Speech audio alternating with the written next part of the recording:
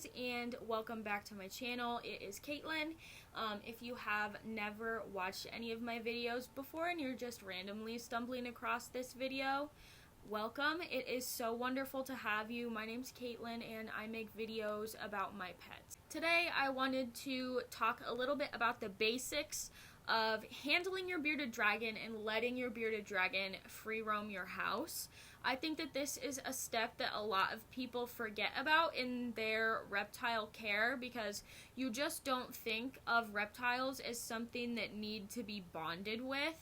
But if you don't bond with your reptiles, you can see some aggressive traits that start to blossom because they just aren't used to people touching them. They aren't used to people being around them. And some reptiles are just like that no matter how much you handle them and how much you tame them. But I do think that it is really important for everyone to know the basics of how you can handle your bearded dragon and how and when it is appropriate to let your bearded dragon free roam your house.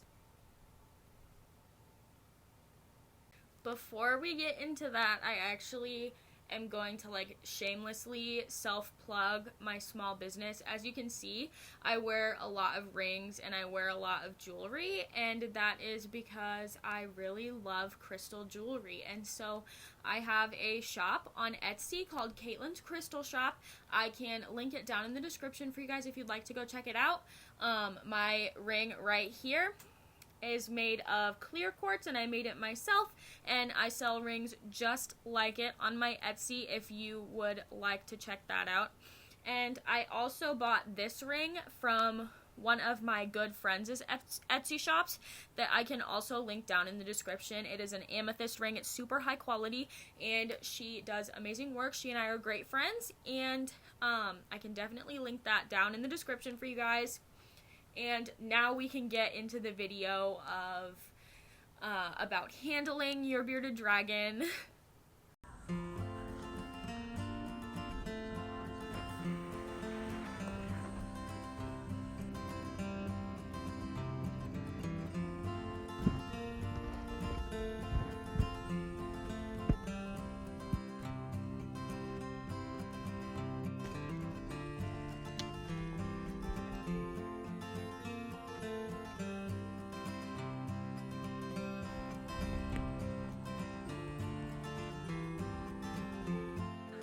You're watching Kaitlyn's Critters.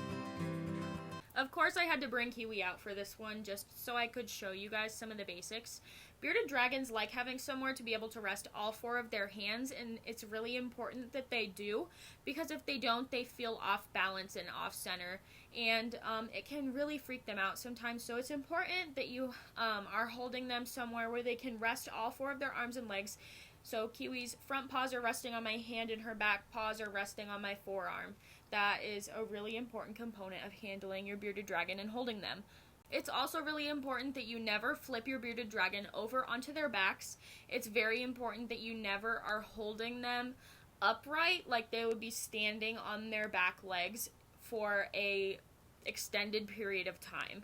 This is because bearded dragons, they can't breathe when they're flipped over onto their backs or when they're standing straight up, and obviously you do not want to make it so your lizard can't breathe.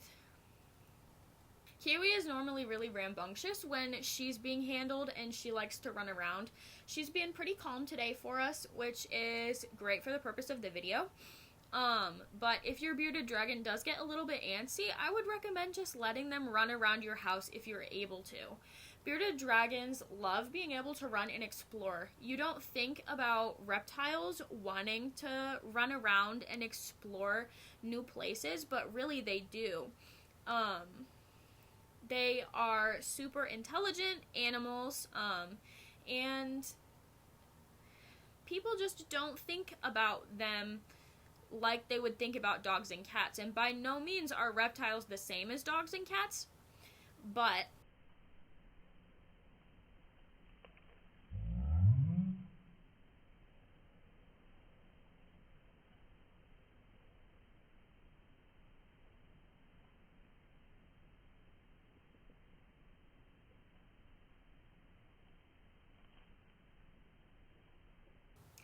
And by no means are reptiles the same as dogs and cats, but you need to treat them like you would treat other pets, like letting them sit with you, letting them run around on the floor for a little while, like you would let your dog run around your house. If you are going to allow your bearded dragon to free roam around your house, you need to make sure that you baby-proof the area. So essentially, you want to prepare like you were going to have like a little tiny baby running around your house. So you want to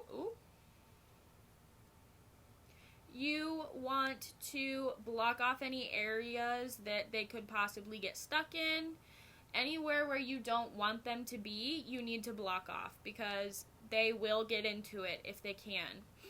And it's also really important that if you have dogs and cats, or if you have other animals in your home, that those animals are not going to be attacking your bearded dragon. I know that people think it's cute when dogs like go up to bearded dragons and sniff them, but for your bearded dragon, that's terrifying and very stressful. Your bearded dragon could puff up, your bearded dragon could start hissing, your bearded dragon could bite that dog and hurt that dog, your dog could bite the bearded dragon and hurt the bearded dragon, and it's just not a situation that I want anybody to be put into, because I know that either way, it will end in heartbreak, and that is just so sad to think about, for me especially. She's just chilling, looking out the window.